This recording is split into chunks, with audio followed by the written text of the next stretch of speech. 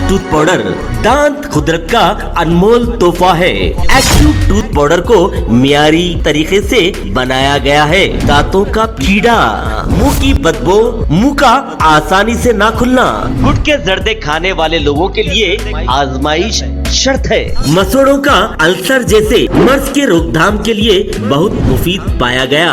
जो लोग दांतों के अमराज से महफूज रहना चाहते हैं, एक्टिव टूथ पाउडर का इस्तेमाल बहुत जरूरी है। Active tooth powder. आदाब नाजरीन, मैं मोहम्मद आजम RH9 न्यूज में आपका खैर मकदम है। मैं एक अहम मसला उठा रहा हूं और ये बताना चाहता हूं कि किस तरीके से इस मुल्क में आज हिंदू और मुसलमानों के दरमियान में एक नफ़रतों की दीवार को बनाया जा रहा है। उनके जहनों को, दिलों को बांटने की कोशिश की जा रही है और उनके जहनों को इस तरीके से करप्ट कर दिया जा रहा है कि वो एक दूसरे के दुश्मन बन जाएं, रेडिकलाइज कर दिया जा रहा है।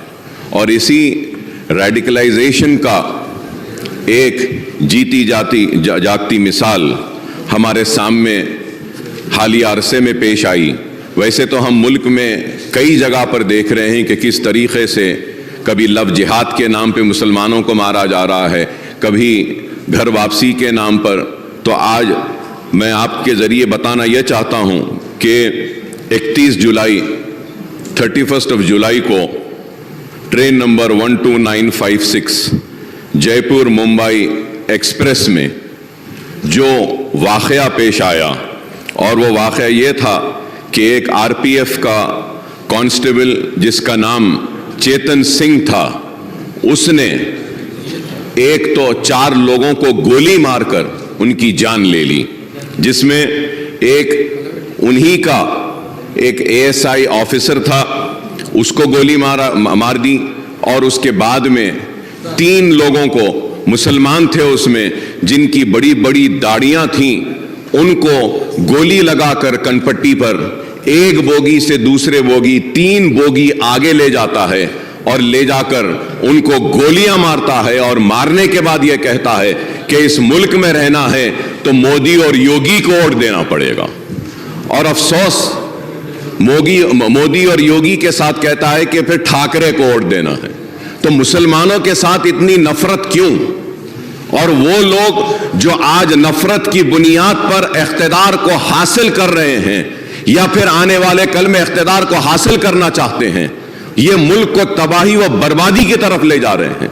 स्पीकर साहब, मैं ये कहना चाहता हूं कि उन 3 मुसलमानों में एक मुसलमान शहर हैदराबाद से ताल्लुक़ रखता था और उस मुसलमान का नाम था सैफुद्दीन। वो सैफुद्दीन अजमेर की दरगाह को गया था, वहां पे उसमें दरगाह में जियारत की और अपने मालिक, एक छोटे से मोबाइल की दुकान में काम करता है, अपने मालिक के साथ अजमेर को गया और उसका सेठ, उसका मालिक उसके साथ में है, वो गैर मुस्लिम है। तो वो परेशान होकर उनकी फैमिली को बोलता है कि हम बॉम्बे पहुंच गए हैं, उतर गए हैं, लेकिन ये बच्चा नहीं है। तो उसके बाद जब आगे जाकर देखते हैं तो उसको गोली मार दी गई है। और हद तो ये है कि एक गोली मारी और जब वो नहीं मरता है तो और एक गोली मारी गई। तो ये नफरत है कि आज तेलंगाना रियासत में हम ऐसी ताकतों को रोकने में 9 बरस में कामयाब हुए हैं और इंशाअल्लाह आगे भी हम इनको रोकेंगे, इनको शिकस्त देंगे। हम इनको बताएंगे कि तेलंगाना में हिंदू मुसलमान आपस में मोहब्बत के साथ रहता है। और आज मुल्क को क्या चाहिए? मुल्क को तरक्की चाहिए, मुल्क को खुशहाली चाहिए, मुल्क को बेरोजगारी का खात्मा चाहिए।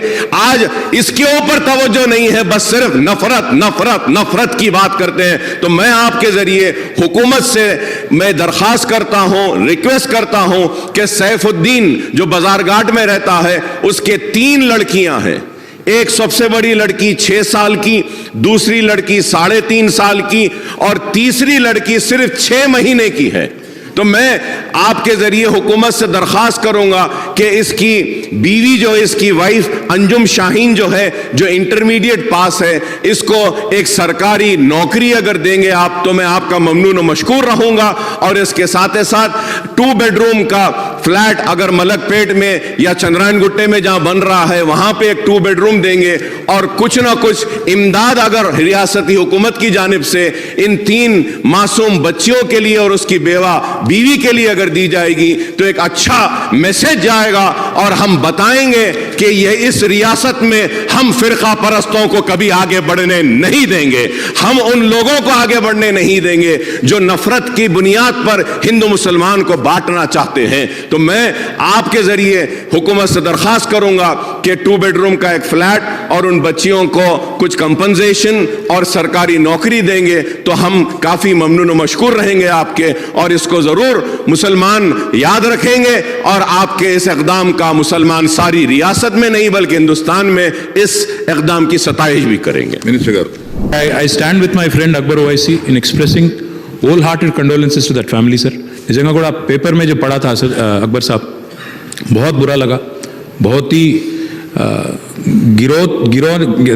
దిగజారిన చండాలపు రాజకీయం అధ్యక్ష ఇది మంచిది కాదు. డెఫినెట్గా I assure you sir, you please give me a letter.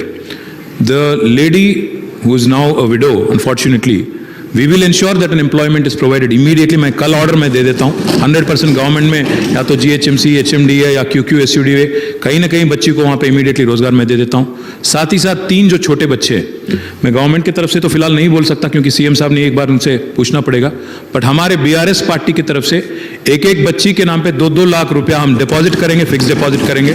मैं उम्मीद करता हूँ मजलिस पार्टी भी आगे आएगी, आप भी कुछ देंगे, दोनों मिलकर हम लोग उनको अच्छा सा अच्छा उनके फैमिली की हिफाजत के वास्ते, बच्चों की हिफाजत के वास्ते हम एक बच्चे के नाम पे 2-2 लाख रुपया डिपॉजिट करेंगे. आप भी कुछ करिए, फिर गवर्नमेंट की तरफ से भी कुछ करने की कोशिश भी बिल्कुल करेंगे. साथ ही साथ डबल बेडरूम आपने कहा, मैं इमीडिएटली कल ही ऑर्डर देता हूं, आप ही आइए, दोनों मिलकर उनको एक घर भी दिला देंगे. तो नाजरीन इजाजत दीजिए और बने रहिए हम सब की आवाज RH9 न्यूज के साथ. चैनल को लाइक कीजिए, जितना हो सका ज्यादा से ज्यादा शेयर कीजिए और सब्सक्राइब करना ना भूलें. खुदा हाफिज.